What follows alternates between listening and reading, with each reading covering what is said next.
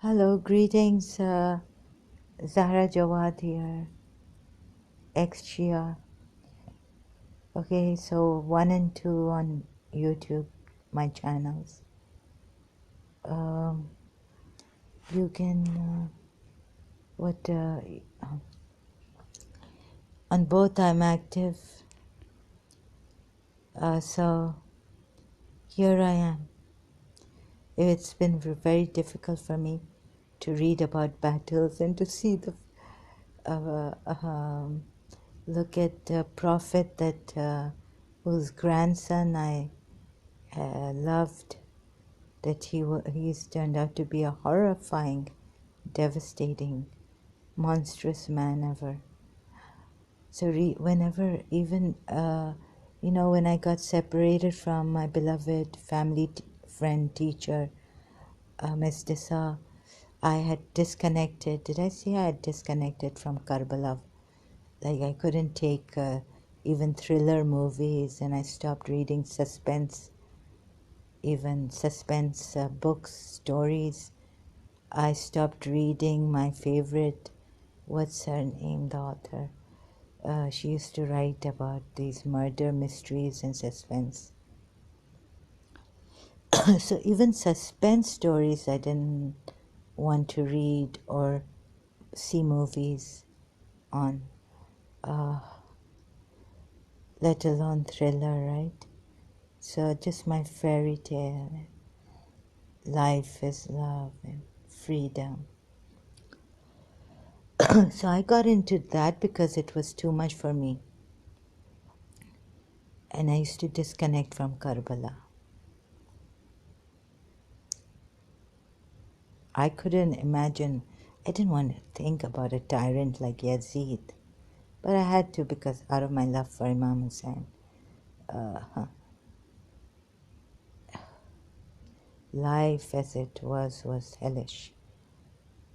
Anyhow, now I was thinking I'll just show you in a haphazard, disorderly manner with my bad English and all this, how I come to the conclusions, how I see a form inference, and why I don't take the Shia side now of the history, but I have to go reading through it, and it gives me a terrible feeling since from Battle of Bani Mustaliq, I had to go to Mukhtar, the avenger, right, of Imam Hussein's enemies. So excuse me. Oh yes, the new thing I learned in the Wikishia about the battle of Banu Mustaliq. Banu Mustaliq was that this tribe was a Jewish tribe, a Jewish tribe. Oh, in Fur region on the way between Medina and Mecca. So reading Wikishia now, not Wikipedia, from Jawaria.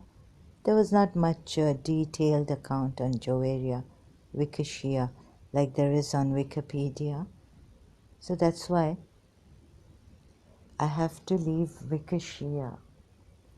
But anyways, since I'm here reading and trying to figure out so there's this thing here, what I've already read on Wikipedia, sorry if I repeat myself. In a battle later called Battle of Banu Mustaliq, Muslims defeated them. Of important points of this battle was division making of some hypocrites. And thus, after this battle, Surah Al-Munafiqun was revealed to the Prophet. You see, hypocrites were made, was division making of some hypocrites. So we are told not to divide hypocrites. There's through in the Quran ayat, some groups turned and divided. themselves about hypocrites. What I learned is that they had made a treaty also with the Quraysh. Where's the treaty mentioned here? The chapter of Munafiqun was revealed to the Prophet regarding this happening. The news of Ifk also, but this is not important. The story of hypocrites happened after this battle. In this event, Abdullah bin Ubay made divisions between the immigrants and the helpers and made the Prophet angry. However, he was later forgiven because of his apparent rejection of his words. Is this Abdullah bin Ubay the one Shias mention under verse of 33 of Surah Nur, who used to prostitute girls, women for money? And so, not sure, but it says the same name and the last name, bin Ubay. Abdullah bin Ubay.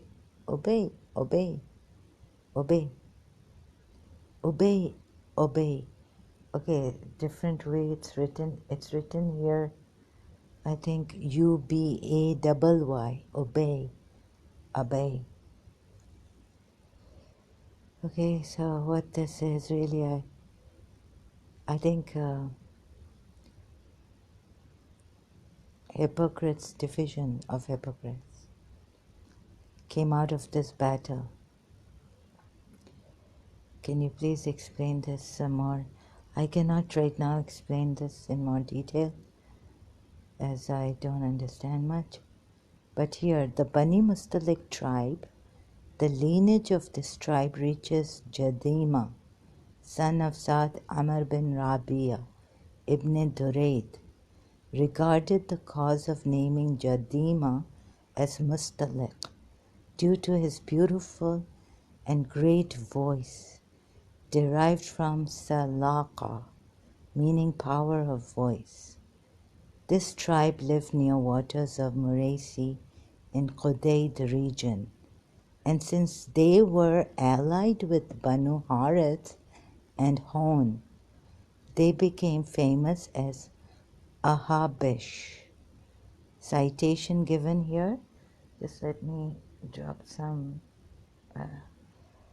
Sorry about that. Bani Mustaliq was considered among those tribes which were gathered together beside Mount Habshi near Makkah and covenanted with Quraysh. They had covenanted with Quraysh, that a treaty or covenanted.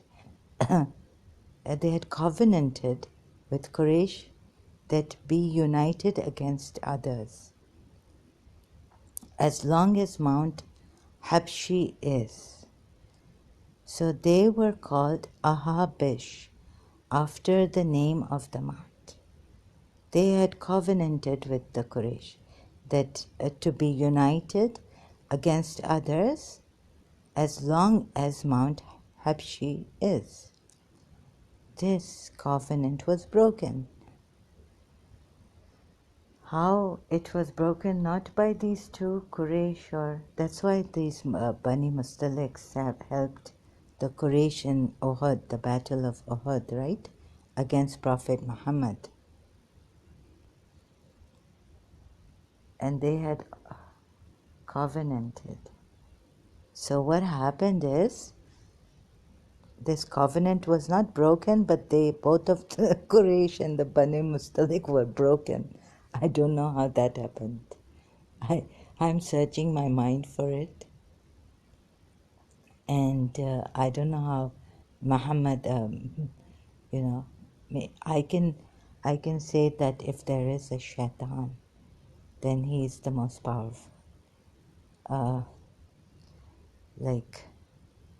Then he is on the side of Prophet Muhammad. this prophet. If there is a shaitan, if there is a devil, and there is surely. And what a devil he is. And he wins, and he rapes, he breaks tribes. I mean, what a great tribes. Quraysh and Mustaliq or Muraisi was among the Prophet's battles with one of the Jewish tribes in Fur region on the way between Medina and Mecca in 5th or 6th AH. Banu Mustaliq was a Jewish tribe who lived near Mecca and after emergence of Islam fought with Muslims the same way as polytheists of Mecca. In a battle later called Battle of Banu Mustaliq, Muslims defeated them. Of important points of this battle was division making of some hypocrites. Okay, this I've read. Now we come to the cause of the occurrence of war. Battle of Banu Mustaliq or Battle of Muraisi occurred in Shaban 5th or 6th AH.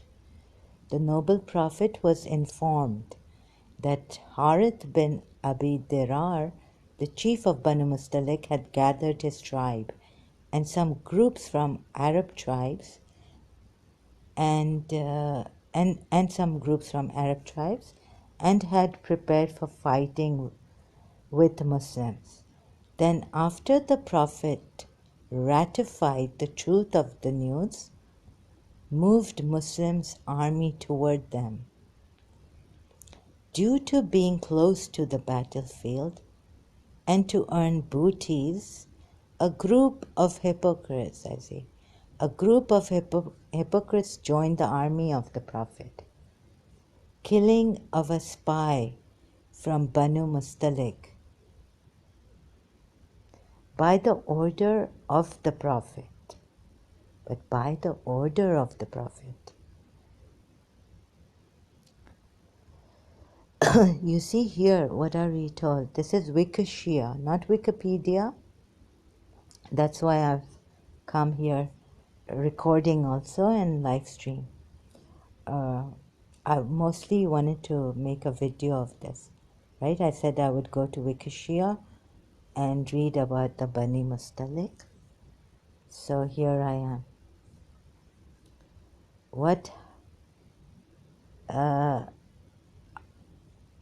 I reading this right? Due to being close to the battlefield and to earn booties, a group of hypocrites joined the army of the Prophet. Full stop. Period. Killing of a spy from Banu Mustaliq by the order of the Prophet in Baqa near Medina frightened the infidels. Okay, there's a full stop there. So hypocrites didn't do this, but what happened is killing of a spy from Banu Mustaliq by the order of the Prophet, who was the first aggressor in this. You see, if they are, like we are told, they were forming an army to attack, fight with the Muslims, then the Prophet needs to form an army too. And they should reach near a battlefield where they fight. The fight starts. And who throws the first arrow is the aggressor.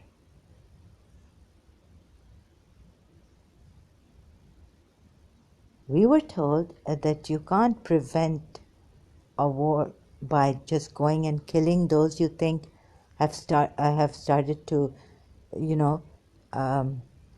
have what do you call it?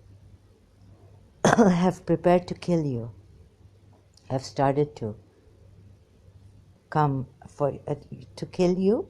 You can just stop them, but you can't kill them.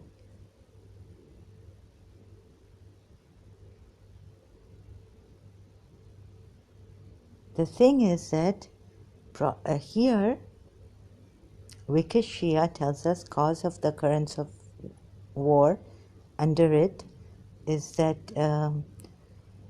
the noble prophet was informed that Harith bin Abi Dirar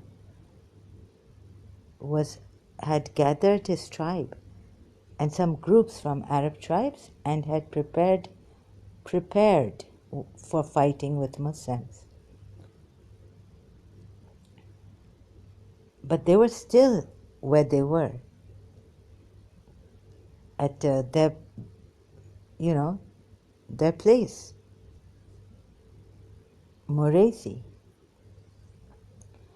The Muslims went there. Then after the Prophet ratified the truth of the news, moved Muslims' army toward them. They moved towards the Bani Mustaliq. Shias.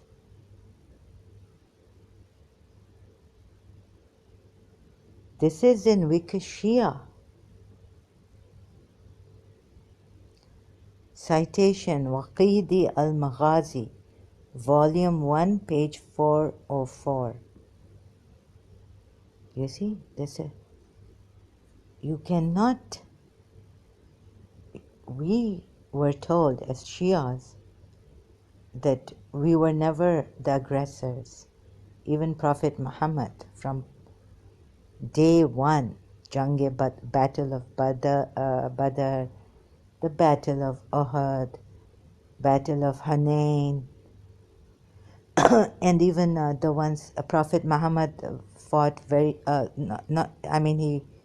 his Muslims, his Sahabas fought, Ali and all. They were never the aggressors. The main battles that we are told about, and the rest also, the minor ones, I didn't know about this battle of Muraisi or Battle of Banu Mustaliq. Who moved the army? What is Prophet Muhammad? What was he doing? Now we discover. Any of you here who is going to go through, perhaps do your own research, please, and open Wikishia. When you open Jawaria bint Harith, Wikishia, Google search Wikishia, Jawaria bint Harith. So there you go, and then you press on the Banu Mustaliq tribe. Wikishia will take you to Banu Mustaliq tribe, bring you to their Wikishia about the Battle of Banu Mustaliq, okay? Like that. And this is the way I've come here. And now this very slow going, because my Shia site are very shocked, so it's going to take some time to sink in. Although I do have these bouts of, oh my God, I've never seen this kind of a rapist in my life, right? When I'm reading through and it just takes me into inference. Evidence is there, but the evidence against Prophet Muhammad is there a lot. Now I'm finding. And what Dr. David Wood said, that he's an obvious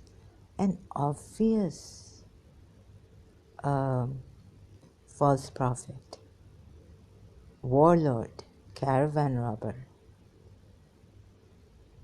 You see, Surah Nisa, you can marry those women, except you can't marry married women except those women whom your right hands possess.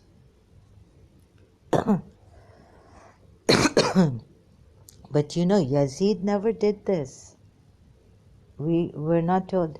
We're told that, the family of the Prophet, the ladies were so honorable, they had such awe, such light, like we're told in Mobile Abi Fatma Zahra, that the Christians said, let's not have an imprecation against them.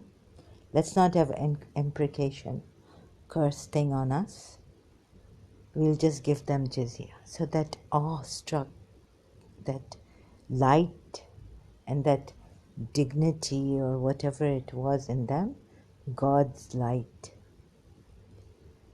And the same thing we're told about Karbala, the tragedy of Karbala, the sacrifice, and then the ladies being there, and Imam Hussain telling us Shias that this is what we have done, from him, his followers,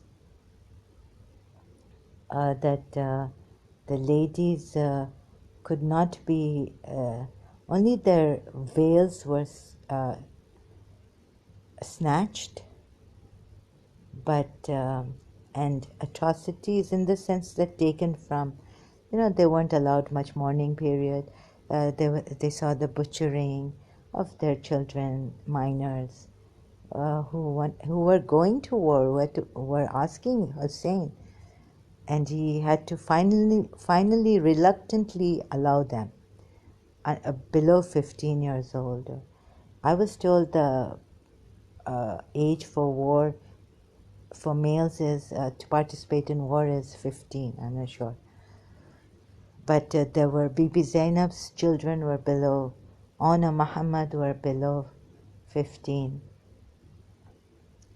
and now Muslim ibn Aqil's children, they were somewhere else killed by the Umayyads. So they were in prison and 1 year or something, and then killed, and they were below 50. The noble prophet was informed that Harith bin Abi Dirar, the chief of Banu Mustaliq, had gathered his tribe and some groups of Arab tribes and had prepared for fighting with Muslims. Then after the prophet ratified the truth of the news, moved Muslims' army toward them due to being close to the battlefield, and to earn booty, the group of hypocrites joined the army of the Prophet. Killing of a spy from Banu Mustaliq. How could Prophet Muhammad allow these groups of hypocrites to join him? I don't know. Killing of a spy from Banu Mustaliq by the order of the Prophet. Like the Banu Mustaliq also had sent their spy to find out, right? So killing of a spy from Banu Mustaliq by the order of the Prophet in Baqqa, near Medina, frightened the infidels, we are told. And they are the infidels. They got frightened and scattered some of them. The Prophet prepared for the war near the water of Muraisi. In this battle, so this is all we're told, and in this battle the standard bearer of the helpers was Saad bin Ubadah, and the standard bearer of the immigrants was Abu Bakr or Amr bin Yasir. End of the war. As soon as the battle began, by the order of the Prophet. Shias. End of the war. This is Wikishia. Please, can you open to Wikishia? End of the war. Below this subtitle, End of the war, is written, as soon as the battle began, by the order of the Prophet, by the order of the Prophet. Battle began. Banu Mustaliq escaped. But what happened? Firstly, by the order of the battle, this battle started. Banu Mustaliq escaped. Some of them were killed, meaning chased after and killed. And here we were crying for Imam Hussain. and saying, Haq nahi ho sakega, for 2 months mourning for the women folks and all this. Here I am, a voice for Jawaria bin Harith, before that Safiya bint Huway, and Zainab bin Josh. Now how are you Shias going to prove me wrong when your own thing has this, that the Prophet was the first aggressor? And what is written in Du'a Sabasab? Some infidels told the believers that an army is being prepared and is coming marching towards you. They said, Allah is sufficient for us. He is the best protector, the best helper. What else were we told? We were told that we never are the aggressors. What is happening here? As soon as the battle began, by the order of the Prophet, in little brackets S, Sallal, you can complete that, I'm not going to. Banu Mustaliq escaped. Wikishia, not Wikipedia. Some of them were killed, and their women, children, and properties were left for the army of Islam. After the war finished, the Prophet ordered that Muslim soldiers treat the captives with mercy and lenience. Okay, here we are told this. I don't believe a word now of this. Jawaria, daughter of Harith bin Abi Dirar, who was among the captives, became the share of Thabit bin Qais. Thank God this is written. Became a share.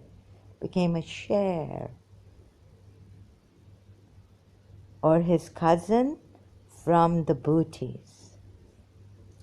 From the booties. Jawaria asked the Prophet for her freedom. The Prophet paid Saham Muqatiba, the equal payment for freeing a slave. Oh, we always free slaves. We are the Ahlul Bayt. We are the Imams. We free slaves. We finish. Slavery is abolished now by Islam's coming. Slaves are abolished. It's become obsolete. So, and married her. Not much detail, but there's a citation. Ibn Ishaq. This is Al-Siyar wa Al-Maghazi, page 263. After this marriage, Muslims freed the captives of Banu Mustaliq. What a sacrifice. I tell you, Jawaria, maybe she wasn't as she didn't have the power of God to destroy Prophet Muhammad, a rapist. Yani he bought her, he paid Saham Muqatiba to his Thabit bin Qais, or his cousin, Thabit bin Qais' cousin. Okay, he bought her from his own Muslim Sahaba.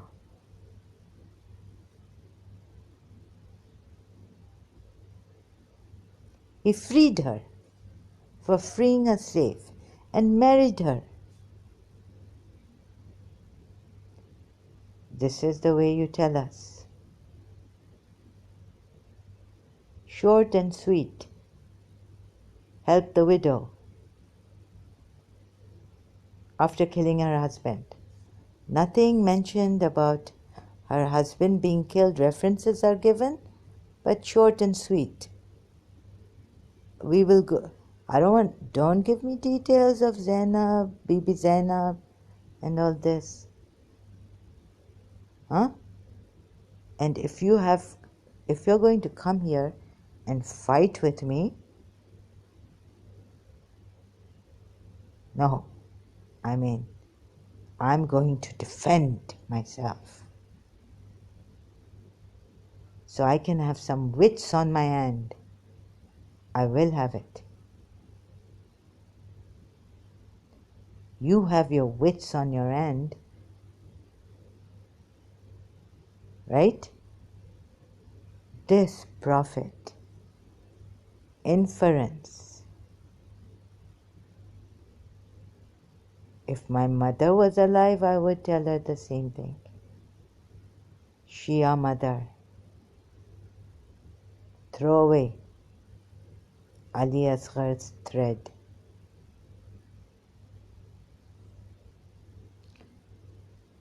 Jawaria, daughter of Harith. Anyways, anything else am I missing? The story of hypocrites happened after this battle.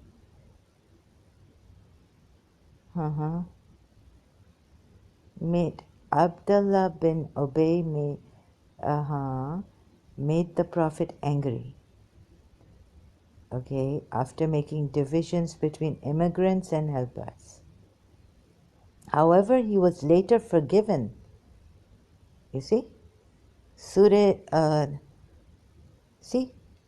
The chapter of Munafiqun was revealed. I wonder what this man's mind power is really. Psychic powers, mind power. You know? Why did he forgive Abdullah? This is the Abdullah bin Ubay. The story of hypocrites happened after this battle. In this event, Abdullah bin Ubay made divisions between the immigrants and the helpers and made the Prophet angry. However, he was later forgiven because of his apparent rejection of his words. He rejected his words that he ever did this. The chapter of Munafiqun, however, was revealed to the Prophet regarding this happening against Abdullah bin Ubay. But he was forgiven. The news of then we have to read about Abdullah bin Ubay. But let me tell you what, so before this, some time ago when I was doing this verse, Surah multilingual, right? What I found out. Okay, so here I'm told in Surah Nur, verse 33, multilingual Quran, because I have to read the commentary section about Abdullah ibn Ubay. Here, Ubay is spelled, really what's happened to me, O-B-A-Y, Bay, like Bay, and O, Obey. What is now called the white slave traffic was carried by wicked people like Abdullah ibn Ubay, who hired women slaves for prostitution. Was it in this battle? The battle of Bani Mustaliq? But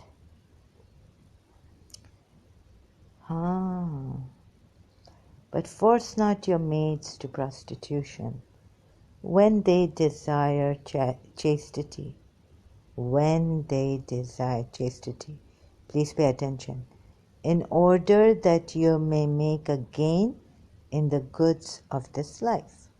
But if anyone compels them, yet after some compulsion is Allah of forgiving, most merciful.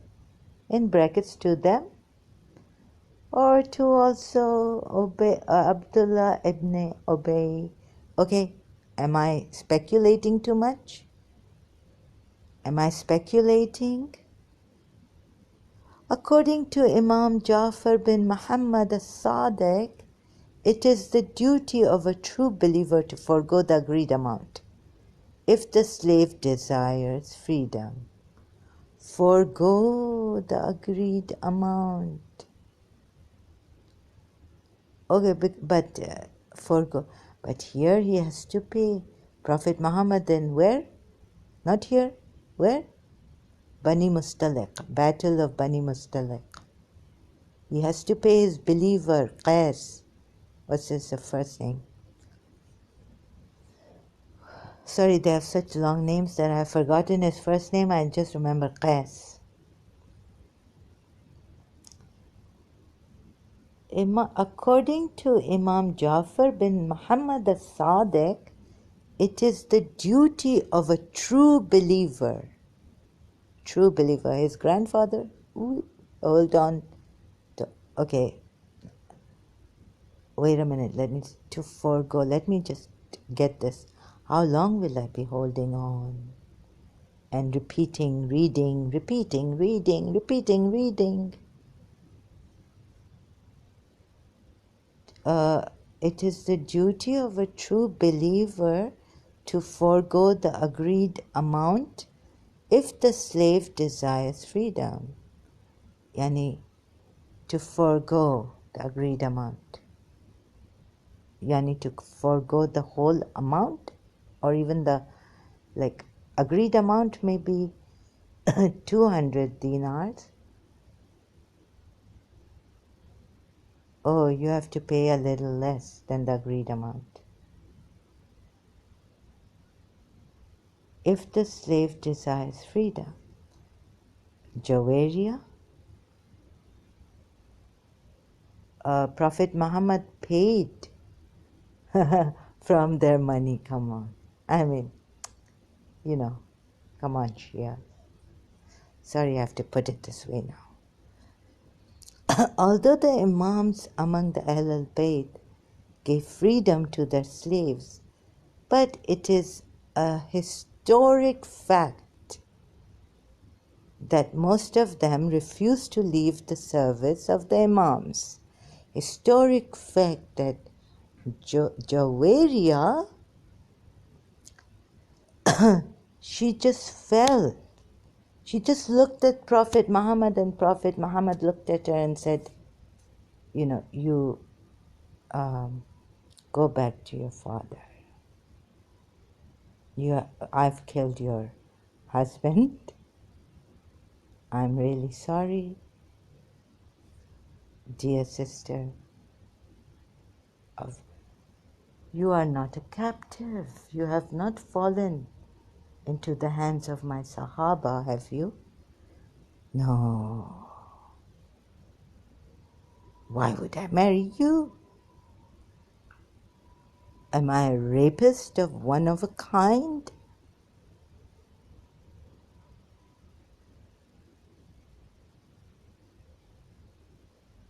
Huh? Where are you, Shias? Okay, Azan has started. I'm going to end this and continue later. Thank you so much.